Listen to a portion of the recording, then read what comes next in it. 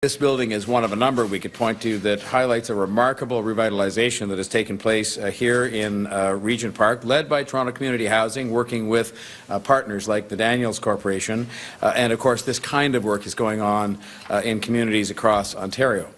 And I think it represents the hope that I have and that I believe my council colleagues have and I think the people of Toronto have, that we can develop this kind of a future for community housing in this city. And the reason we have more work to do is because while there has been some recent progress made and we're standing in a place that's evidence of that, we simply have to do better on most aspects of the housing file. Continuing on as we have been for, I would say, decades in some respects, is neither sensible nor acceptable. As Mayor, part of my responsibilities is to facilitate safe, affordable housing for those who need it in this city. And I take that responsibility extremely seriously. It's no secret that we face real challenges when it comes to how we handle community housing in Toronto. Toronto Community Housing is Canada's largest landlord.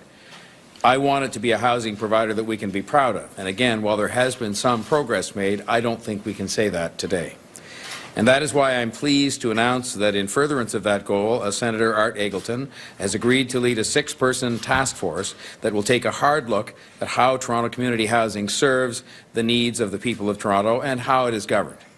Senator Eggleton, I think I don't need even to say any of this, but I want to say it because I think we're so lucky to have him heading up this effort. He is uniquely qualified for this work because he knows Toronto and he knows housing. He served 22 years as a member of the Toronto City Council and the Metropolitan Toronto Council, including 7 years as the city's budget chief. From 1980 to 1991, of course, he was Mayor of Toronto, the longest-serving mayor in the city's history. To this point. To this, to this point. He represented the Toronto riding of York Centre as an MP between 1993 and 2004 and held 4 cabinet posts. But to me, what really is at the heart of why this man, I think, is uniquely suited to be the person that will head up this effort is because subsequent to that, as a member of the Senate, he led the Senate initiative which produced a report called In the Margins, a call to action on poverty, housing and homelessness. This was a very important national report that contained 74 recommendations designed to alleviate poverty across Canada. And really, it's not so much about the report, but his passion and his interest has been demonstrated on this file over and over again, including after he left the local part of his public life career. Senator Eggleton will be joined by 5 very accomplished individuals who will join him on the task force. They are experts in the social housing, finance, real estate development and social policy fields. Only one of the other members is able to be with us today, and I will introduce her as a result first, and that is Janet Mason, who herself has a very distinguished career in public life. She is today a public policy professor at the University of Toronto, but formerly a very senior provincial housing official. Also joining Senator Eggleton and Ms. Mason on the task force will be Ed Clark, the former CEO of the TD Bank and a distinguished city builder and philanthropist. Brian F.C. Smith, who is the former president of Wood Green Community Services and an acknowledged expert in this area. Blake Hutchison, the CEO of Oxford Properties Group and a well-respected city builder, and last but not least, Muna Mohammed, who is a Toronto Community Housing tenant representative who will bring a unique perspective to the task force's deliberations. I have full confidence this diverse group of individuals will bring real solutions to the table on how we can bring better governance, better service and better value for money to Toronto Community Housing. And I should say, by the way, that I'm pleased to have with us here this morning the Chair, Bud Purvis, and the CEO, Greg Spurn, of Toronto Community Housing, as well as, of course, our City Manager, Joe Penichetti, who's no stranger to any of you. I think we need fresh eyes and big ideas when it comes to community housing. I have indicated to Senator Eggleton, and I indicate now here to the other members and to you and to the community at large, that I think we need out-of-the-box thinking when it comes to housing, community housing in Toronto, different ways to do things better. And I have full confidence that these men and women are up to the task, and I thank them for their voluntary public service. The task force will cast its net wide, consulting TCH residents, the public, the city and TCH staff, and outside housing professionals. It will focus on 4 areas: Toronto Community Housing's current operations and service delivery, partnerships and innovation for the future, capital revitalization and new development, and governance and structure. And due to the importance of this issue, I've asked Senator Eggleton to provide an interim report with possible actions by July in those areas they've had a chance to study by that time, with the final report to come by the end of the year. As you know, Toronto Community Housing has been grappling with significant challenges in recent years, including a $2.6 billion shortfall for capital repairs over the next 10 years. The City and Toronto Community Housing continue to work together to do all we can to improve the living conditions of the people who call Toronto Community Housing home, and that must be our first responsibility. We have put plans in place to generate funds to pay for 1/3 of those critically needed repairs, but we need new ideas, new ways to get more done, and we need the other governments to play an active role in addressing Toronto's housing issues. I will continue with my initial focus on the provincial government, which has principal constitutional responsibility for housing and which downloaded that responsibility for housing in prior years. Ontario still seems surprisingly reluctant to fully acknowledge the huge and unfair burden that has been placed on Toronto property taxpayers when it comes to the area of housing. As part of my ongoing efforts on housing, I have also appointed Councillor Anna Bailão as the city's housing advocate. She's effectively been performing that role for some period of time now, but this really just confirms that we are looking to her for leadership on council, working with me, with this task force, with TCHC, and with our council colleagues, including Deputy Mayor McConnell, to move this file forward. As Chair of the Affordable Housing Committee and as a Toronto Community Housing Board member, Councillor Bailão, I know, will continue to be a strong voice on behalf of Torontonians. To conclude, and call on Senator Eggleton to say a word or two, the City is working on several fronts to increase housing opportunities in Toronto, and this task force is a very important part of this work.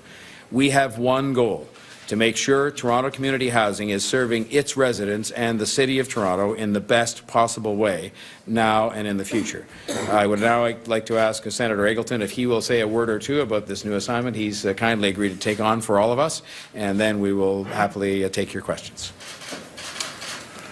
Well, thank you very much, Mr. Mayor, and good morning, everyone. First of all, let me offer congratulations to Mayor Tory for giving priority to housing and homelessness issues in our city. They need that kind of priority, that kind of action that this announcement today is about. These are a couple of good first steps that the Mayor has just announced: the task force existence and the work of the housing advocate, Councillor Anna Bailão, who's already done a lot of work, I might add, in this whole area of the repair backlog for some of the housing that comes under TCHC jurisdiction. You know, we have a mixed economy in this city, and it requires a mixture of housing so that people that are part of that economy can live within the city. Instead, we have so many people who can't afford to live in the City of Toronto, who have to commute from long distances to their jobs. The housing in the city is very expensive, both in terms of ownership and in terms of rental accommodation.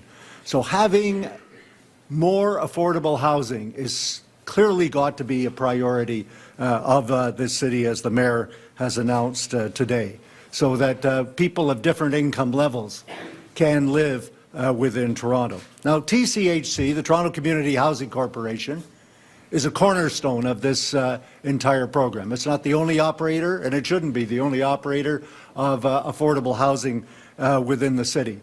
But it is a significant part of it. It is the largest social housing provider in this country.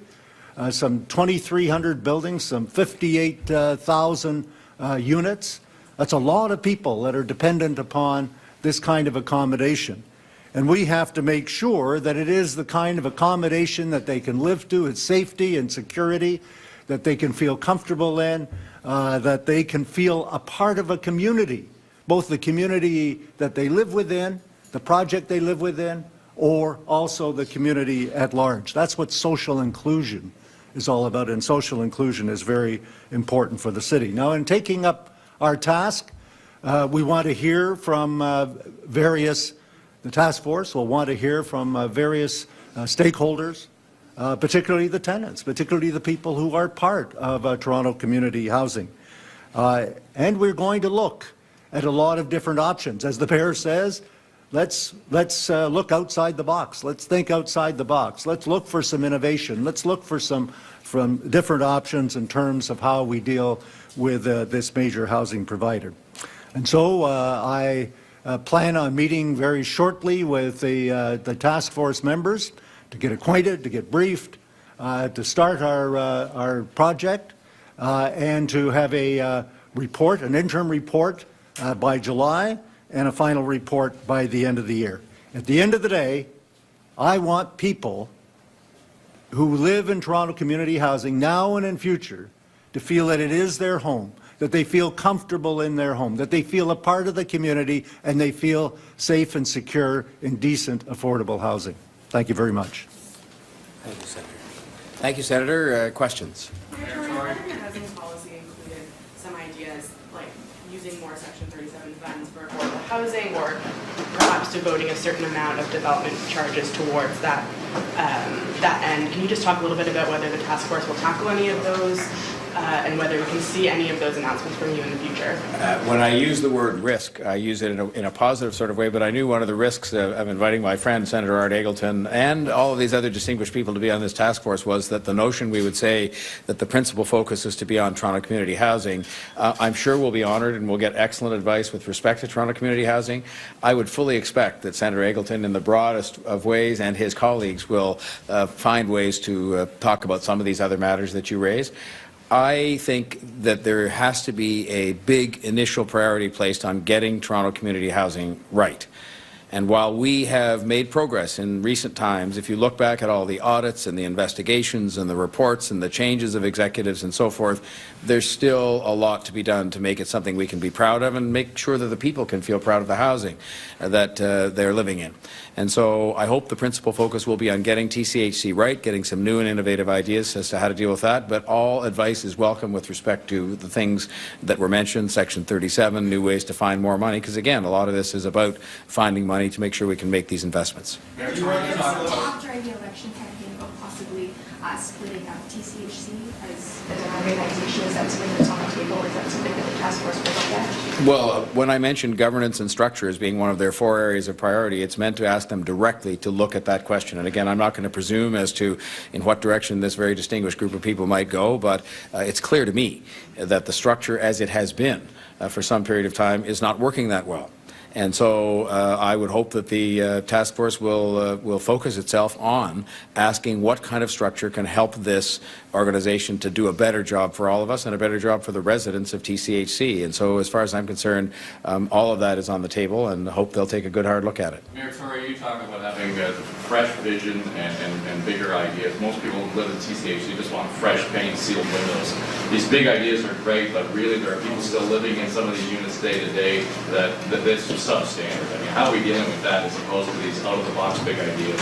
I have been in a number of these developments over many years, and including recently, and I agree with those who would suggest that the state of repair of those buildings is unacceptable.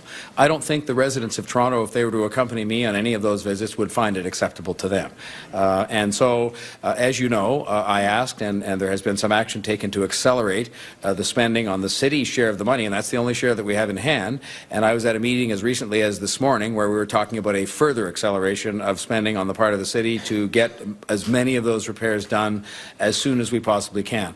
But one of the things I'm hoping this task force will help me with is not only the task of giving me any advice they can about how to get the other governments to assist us with this, but also addressing the question of how we can not be in this constant kind of cap-in-hand routine where we're always behind on this, and how we can pick up the pace and get those repairs done. I'm very focused on trying to do whatever we can to speed up the pace of those repairs, because that has to be a top priority. Even beyond